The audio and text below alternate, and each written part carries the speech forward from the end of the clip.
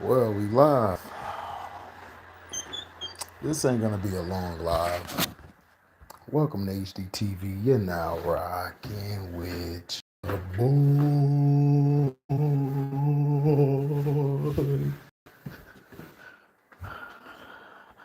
Yeah, this ain't gonna be a very long live at all.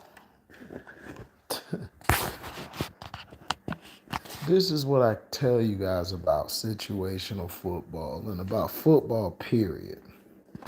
My thing is this. And I'm talking to Pete Carroll because I believe Pete Carroll just proved once again why I feel like he's an overrated head coach. And this is the reason why.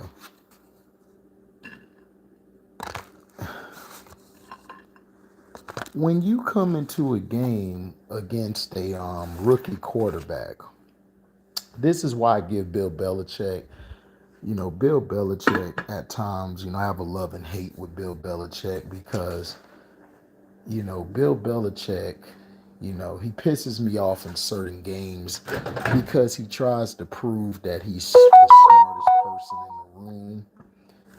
And he likes to feel that way, that he knows it all. And sometimes you do. He really does. But in this game, if this was Bill Belichick, Purdy would have had a couple picks.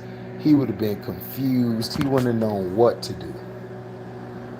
And this is the difference between coaches. This is why I said if the Patriots get into the playoffs in the AFC, they're going to be tough because Belichick has experience and he knows how to game plan against the QB. And see, this is the problem that I have. I know a lot of people are probably like, of course you got a problem, HD. Look, Purdy played a good game. I don't want to sound like I'm hating or anything. You guys are gonna think I'm hating. I don't really give a shit, but I'm gonna give my assessment what I see fit. And the problem, in my opinion, is that the Seattle Seahawks, I don't know if they don't know that when you're going against a rookie, you want to blitz that rookie or you want to bring pressure. Like I said, a pressure is a 5 or less blitz. A blitz is if it's 6 or more people coming. That's the difference. If you play football, you know what that is on any level.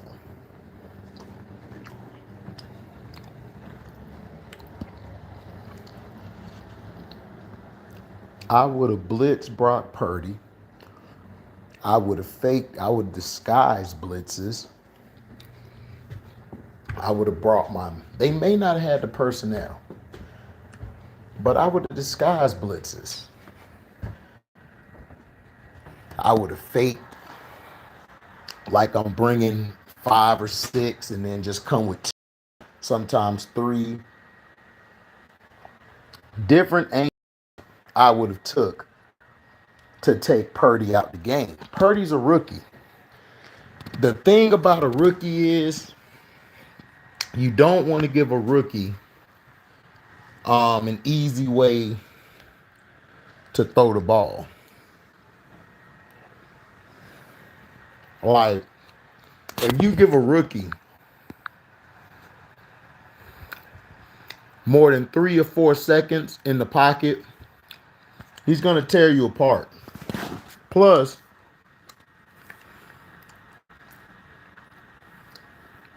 they kept biting on the play action. They kept biting on play action all the time. And that's showing that you're coaching. That's coaching. Because these linebackers today, I don't know if they know how to read the triangle. The triangle is the 2 guards to the running back. Not the fullback, the running back. That's the triangle. If you got somebody near you who play football, ask a linebacker, dog, do you know what the triangle is? And if they played the game, they'll tell you, yeah, that's the guard, the back, because the guards and the running back are going to tell you where the play is going every time. It doesn't matter if your guards pull this way, you're watching that running back still. That's when you take a read step. A read step is you're not over committing. You're just taking a step that way to honor that you see that there's action going that way, but you're still keeping you're still scanning because the action could fool you and then come back this way. Kyle Shanahan offenses, when they run the ball, they are very good at deceptive things. They're good at being deceptive. Now Kyle Shanahan has a running back in McCaffrey who can bounce that to the C or the backside, because if you run a zone blocking scheme, your running back has all these holes. You got the 2A gaps, the 2B gaps, the 2C gaps, the 2D gaps. You got the one hole, you got the two hole, you got the one hole, you got the two hole. You know, your even is on your right side. You got the 2, the 4, the 6, the 1, the 3, and 5 is to your left, is the odds. So you have, as a running back, between those numbers where you want to hit. So if the blockers are pushing a certain way, that backside guard and tackle have to be able to wash their guy down. That's why coaches tell you don't get hooked or don't get driven off of the point of attack. Always stand your ground. Always keep your outside hand this way. Now, if you're on the left side of the D line, this is your outside hand, your left hand. You're going to push it this way to force it inside to your help.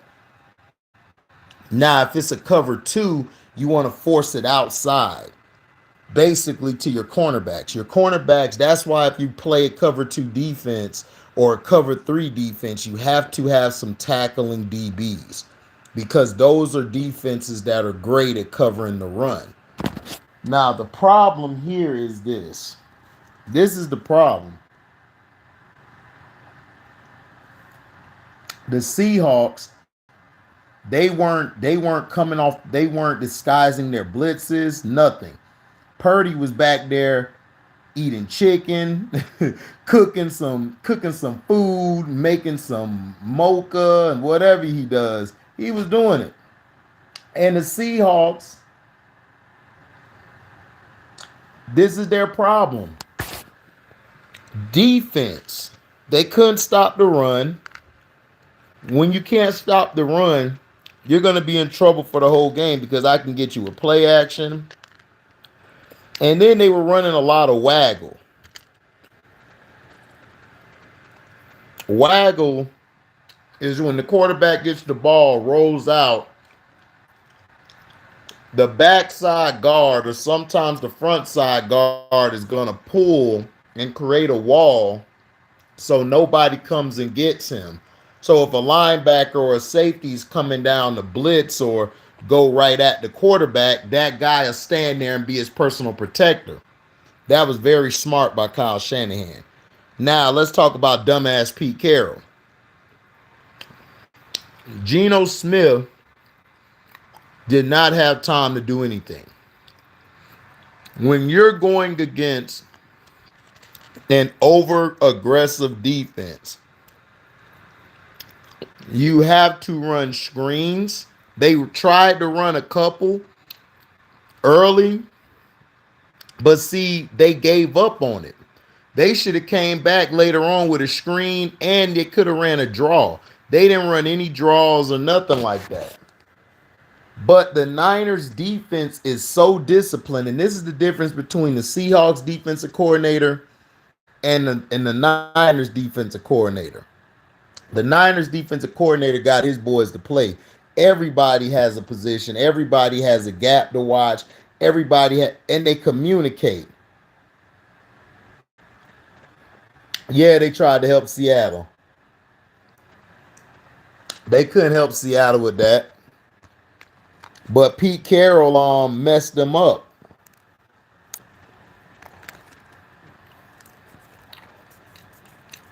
Geno was getting killed all night. That's when you're supposed to run quick routes. Not only quick routes, you have to run draws. You have to run screens. You have to move the line. You can't, against the Niners, you can't sit in the pocket.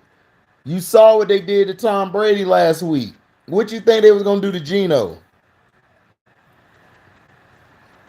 This is a team that is winning because of defense. They're not winning because of the offense. Winning because of defense. Exactly, DC. And that's what I'm saying.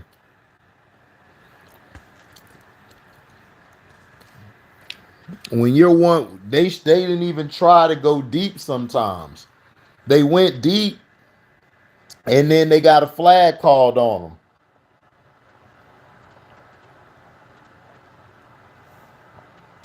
Exactly. When your front seven, this is why I tell everybody, I'd rather have a great front seven than a great back four. See, everybody talks about Richard Sherman and the Legion of Boom. Dude, it was Bobby Wagner. I can't think of the other guy name who was with him, the other linebacker who played with him. They caused havoc in the front seven. The front four was vicious. So it gave Sherman them boys extra time to cover somebody. See, everybody loves to give credit to the back end a lot. If you don't have a strong front seven, your team is going to be trash. Because your front seven nullifies the run, okay? And they can get to the passer.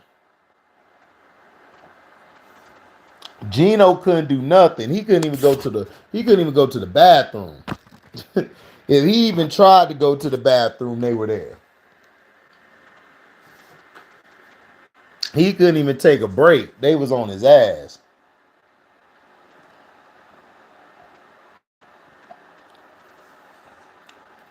They were on him like white on rice for real though.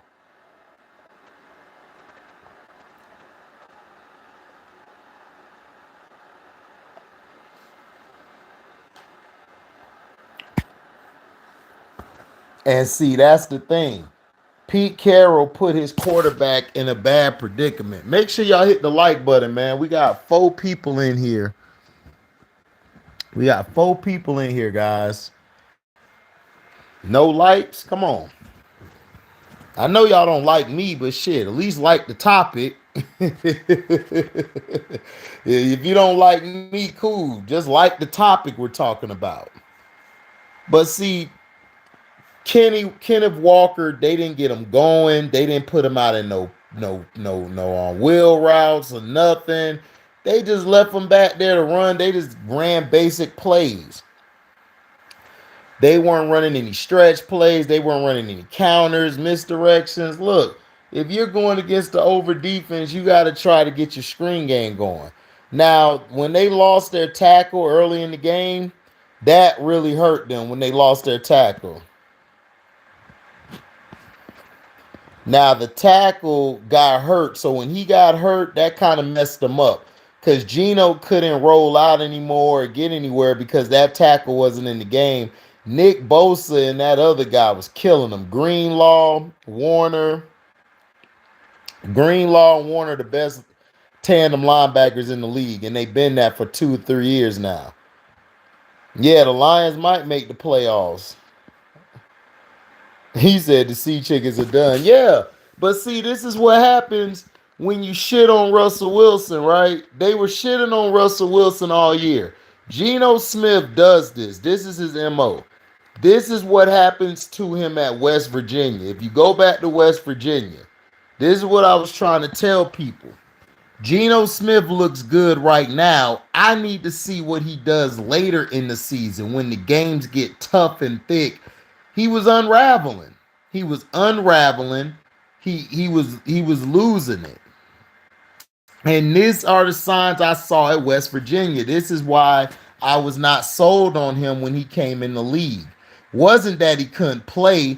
Geno can play He could play. He's a great front runner, but soon as things got thick at West Virginia, he played a terrible game and he never could get the game back.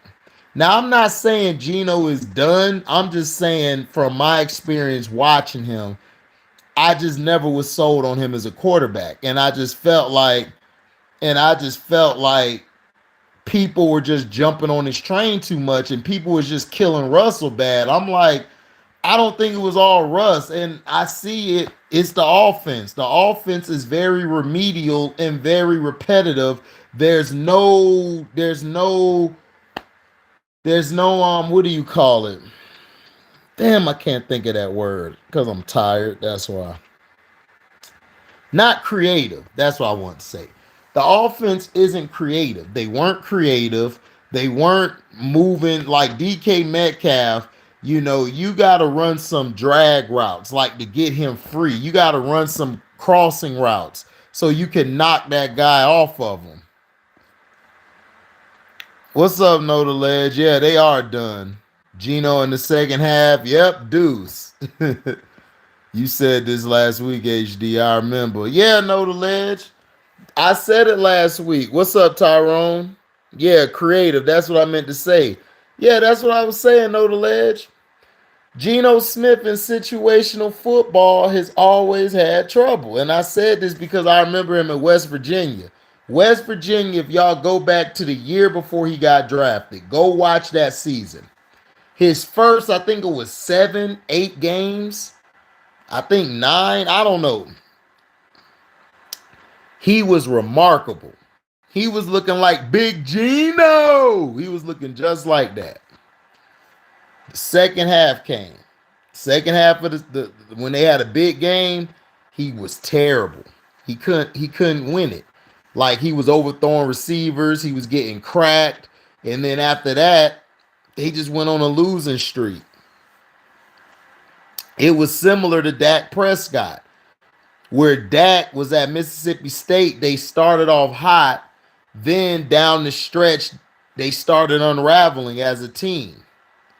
It's crazy. Like it was the same exact thing, but the only difference is Geno had better weapons at West VA than Dak had at Mississippi State. But it was the same thing with both of them.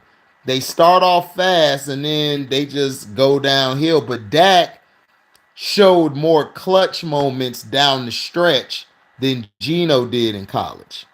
So that's why that's why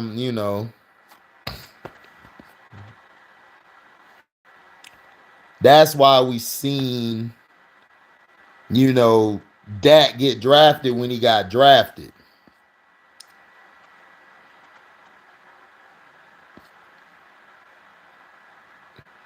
If Purdy does his thing in the playoffs, I'm still going with Trey Lance. You guys got to understand, nobody has film on Purdy yet. That we only got 2 games on Purdy. Let's see what Purdy does when they actually game plan against him. We got to see. We can't look. I understand fans, but we got to think like GMs and coaches. You're going to put your franchise in Purdy's hands if he does well.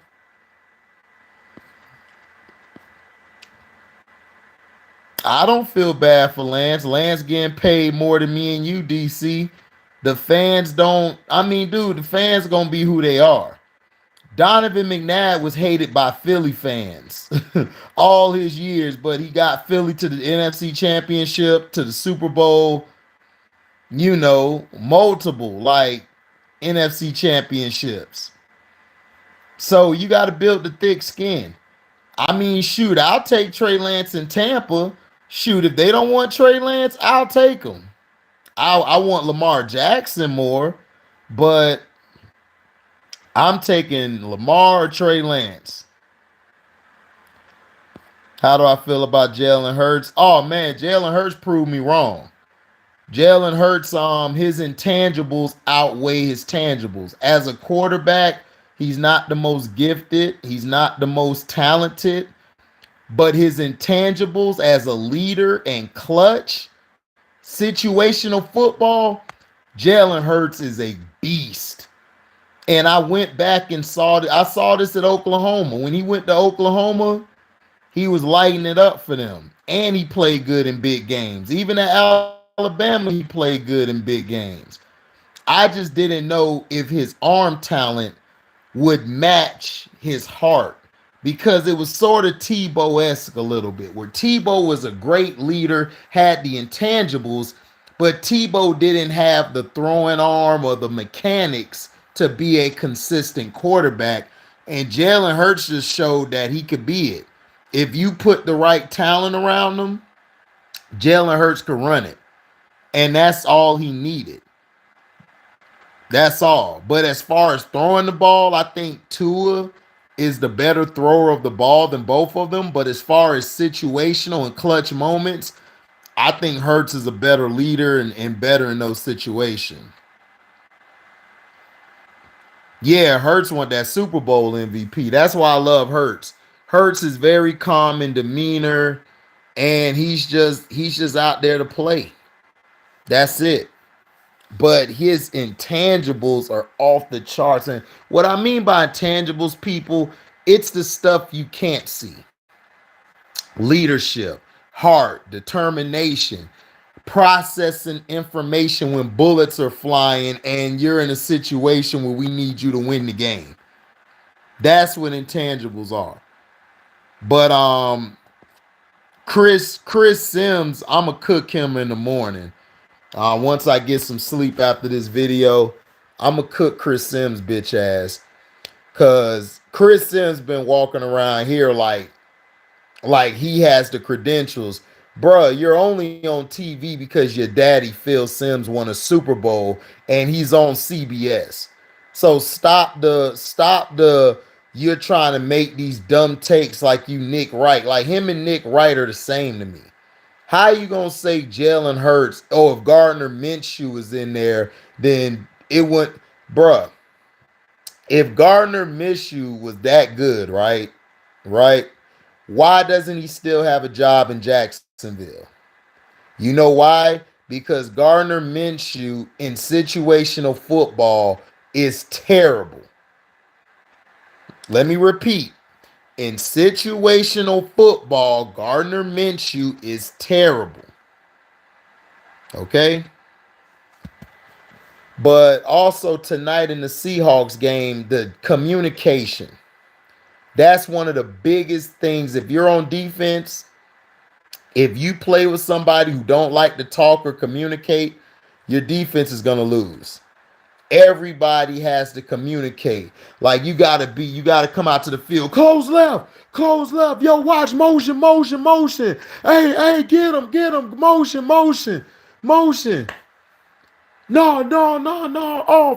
Off. You gotta be talking. You can't be out there just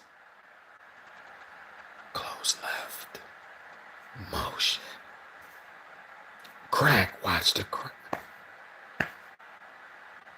And then when a screen happened, you gotta yell out, screen! That's what makes great defenses. This is the difference between the Niners and the Seahawks defense. The Niners defense, they talk. They run to the ball. Even if somebody made a tackle, they're there to clean it up still. They had 4 or 5 hats on the ball tonight. That is defense, guys. You saw real defense. This is why the 49ers, the 40 Whiners, I call them, are great. Because defensively, they're sound. This defense, I think, is better than what they were under Robert Saleh. And that's not dissing Robert Saleh in New York. But this defense, to me, plays a lot more physical with D'Amico than with him. Making sugar out of shit. Exactly, DC. What's up, Vernon? Good to see you, man. But communication, the Seahawks weren't communicating. Kittle got open so many times, dog. Like, Kittle just destroyed him. He scored the first touchdown. Then at the beginning of the second half, he got the touchdown. Juke this dude ran. It's like they were running, I think, a cover three. And I guess the linebacker out, no, the corner outside was supposed to carry it, but he got caught with his eyes in the backfield. So I just think that it was miscommunication and guys just didn't communicate or know what was going on. Exactly, Daryl Clark. January and February is where your legacies are made. Exactly. But the communication was bad, and then there was lack of blitzes, lack of being creative with disguising blitzes. Purdy was back there chilling. Purdy could have made him a ham sandwich. He could have went to go make some coffee. He could have went to go get a stogie, man, and came back and throw another touchdown. It was crazy. It was terrible. But shout out to Purdy, man. He's done good these past two games, but he's very beatable. He shows so many flaws. Like he has trouble throwing to tight spots. If you know what I'm saying, he only can make the throw to me real well if somebody is wide open. I noticed when Ayuk was being pressured or pressed and it was taking time, he was struggling to get that ball out.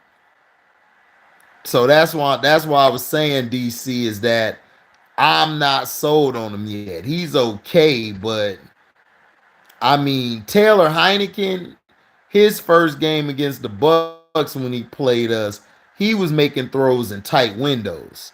So I know he could throw when it's pressure or when it's not pressure. That's how you tell if a quarterback can throw. Is under pressure. Can they get the ball to the person? But I'm not really that sold on him yet. Well, we'll see. No disrespect. The Niners clinch tonight. Excuse me. Exactly, Vernon. When a quarterback has too much time, he can drop dimes. Man, this playoff's going to be interesting. Yeah, it's going to be interesting because there's no more Tom Brady and Belichick combination. So now we got parity again. This is really going to be the first year that, people aren't really afraid of Brady or afraid of Belichick. They're not, I mean, like Brady and Belichick to me made each other. People try to discredit one or the other. It's like they both made each other. But I had to prove to somebody last night is that Tom Brady, if it wasn't for him, a lot of them Super Bowls they wouldn't have been in to win it.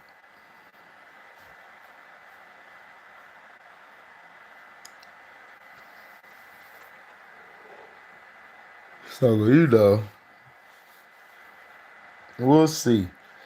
But the Seachickens, they got to go back to the drawing board. Lockett and DK Metcalf got locked up tonight. Godwin, he was just dropping pass after pass. It was crazy.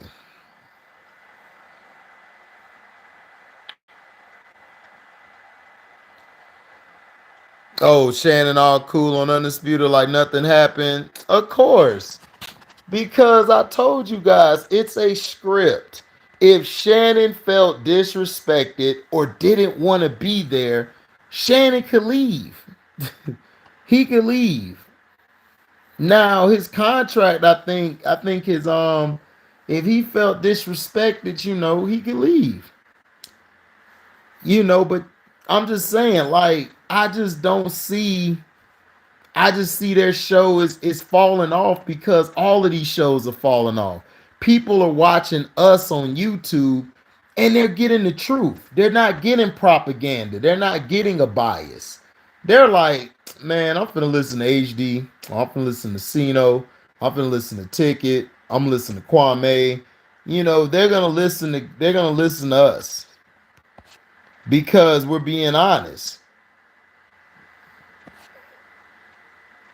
He said with them lime green jerseys, it's the wrong side of Easter, right?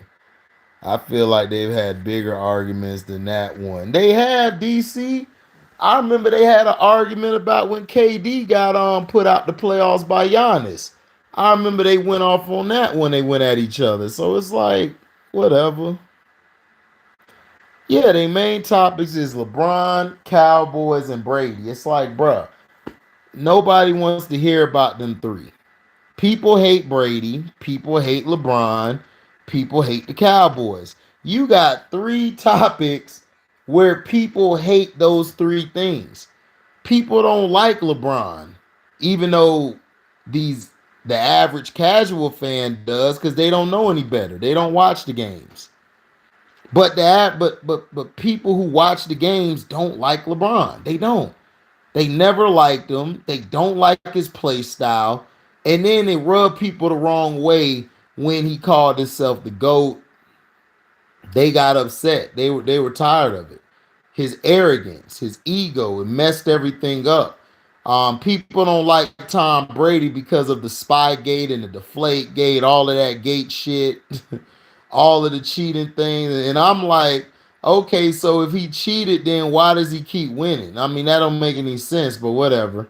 But it's a part of the script. Brady's just clutch. He knows how to finish the script. LeBron, all his games are scripted. He just don't know how to finish the script because he don't know how to finish. You know, Kobe's games, they were not scripted. Kobe had to go out and win and prove to them that I'm the guy. So they had to make him win those championships. They had to help him, but Kobe was going to win them regardless. So nobody really cares no more. People could come to my channel and get the real. Like about the game tonight. The reason the Niners won is bad coaching by the Seahawks, not discipline, too many penalties, no communication on defense. Offensively, they couldn't protect Geno. They weren't creative with the plays.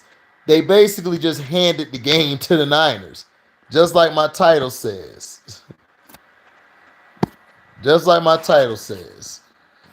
The Seachickens handed the game to the 40 Whiners because they did. They just gave them the game.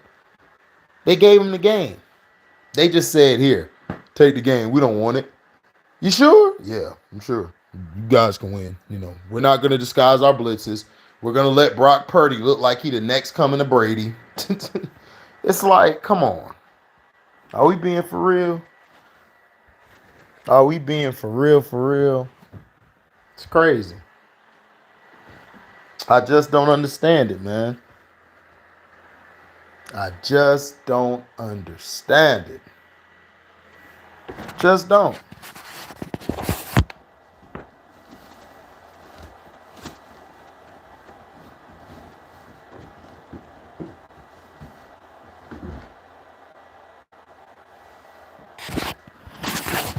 Just don't understand it. But the Niners defense is legit. They have the best defense in the league. Period. Yeah, Kobe was beating teams LeBron couldn't beat. Magic, Celtics. He beat the Spurs. Yep. He beat all of them. Kobe beat all of them. That's why I said Kobe has the most wins, has the most 50 plus, has beaten the most 50 plus winning teams. Everybody want to say, oh, well, Mike beat 60 plus win teams. Yeah, they were from the West. Mike played in a weak East. I know everybody want to give Michael Jordan all this. Michael Jordan played in a weak East. The East was not like the 80s, and the East was damn sure, not like the 70s. So that's what I'm trying to tell you is that Kobe's West was way tougher than Michael Jordan's East. That's why I said I always put the 2000s. I always put the 2000s over the 90s. The 90s was the fourth best decade. The first best decade was the 80s. Then you got the 70s. Then you got, the 70s and then 2000. Well, I'll say the 2000s, then I'll say the 70s. The 2000s and 70s to me are very, it's hard because you had different stars coming up.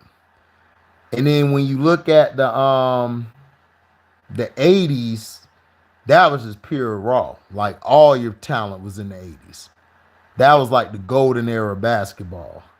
The 90s like was okay, but the 2000s was better though. Oh no, LeBron's whole Eastern Conference run was weak. LeBron's Eastern Conference from '05, I say, to 2004, no, 15 or 16 was weak. That was the weakest the Eastern Conference has ever been in history. The Eastern Conference now, if LeBron played in this Eastern Conference, like, and he was in his prime, he would get beat. Because this Eastern Conference is tough. You got teams from top to bottom in the East that'll beat you.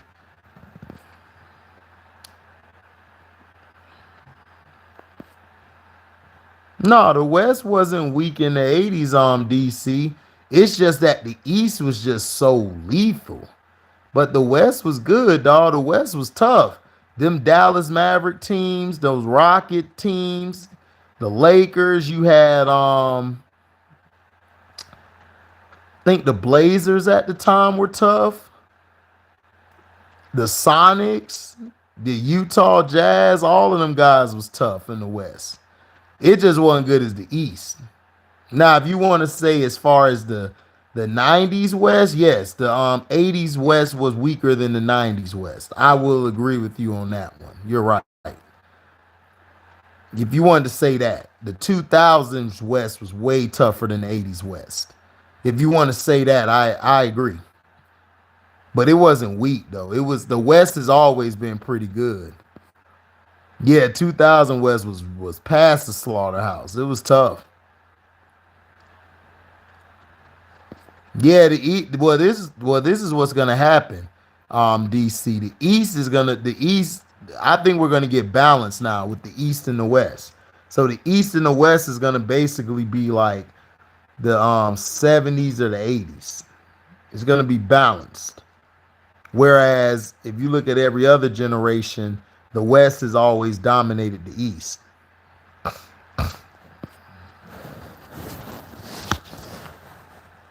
But yeah. But I'm disappointed in the Seahawks tonight and how they came out. That was a weak game plan. That was a weak ass game plan. The Warriors might be done. Yeah, if Steph is out, yeah, they done. Because I'm trying to tell you, they might as well trade Draymond Green, get some value for him.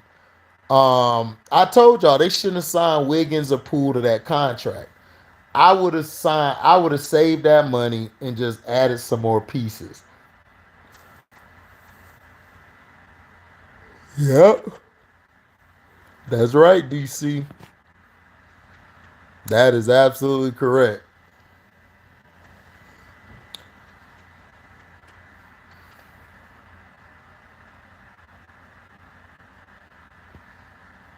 But here's my issue. Shannon Sharp tried to say the Nets ain't play nobody. They've been playing weak teams. The Lakers play weak teams and they won or they've lost more than they won. You understand what I'm saying? So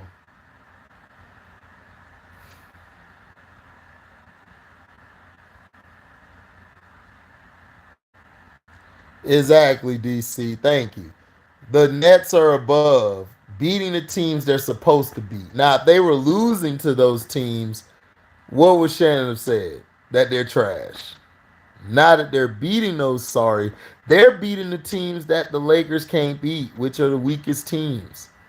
The teams on the bottom of the West and the East, the Nets have done their job to to be whoever they could. But Shannon Sharp,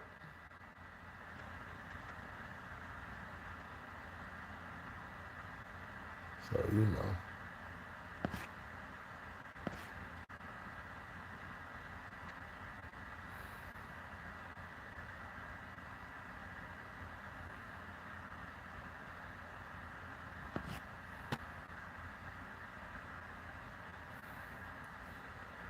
Oh yeah, put your glasses back on.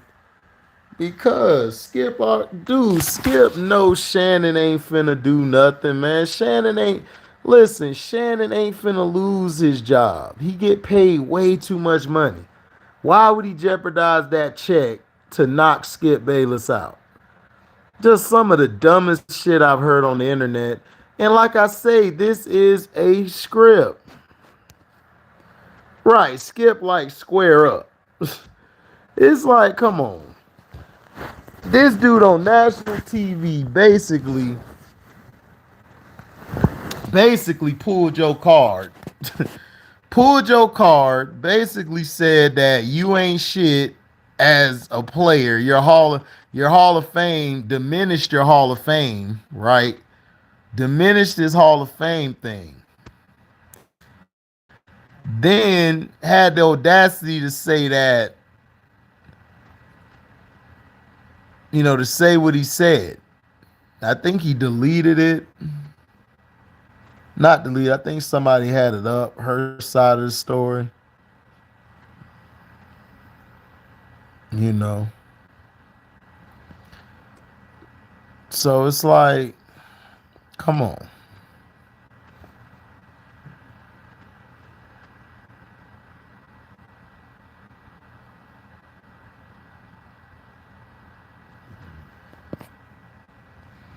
So you let him clown you. Now look, Shannon Sharp, I don't like Shannon Sharp. But Shannon Sharp was the greatest tight end to ever play the game, period. Tom Brady is the greatest quarterback to ever play the game. Do I put Tom Brady over Shannon Sharp if I did an all-time list? Absolutely, I would.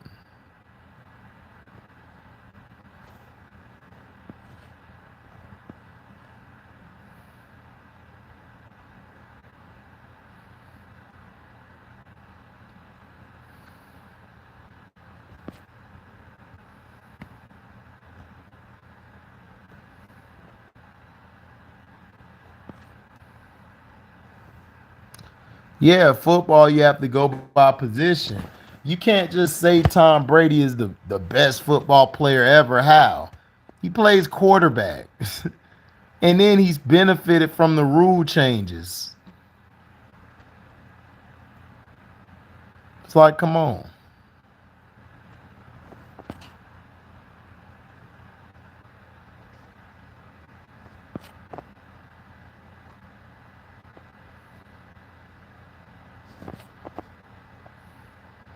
Right. But yeah, I'ma holler at y'all, man. I'm falling asleep on live, but I just wanted to let y'all know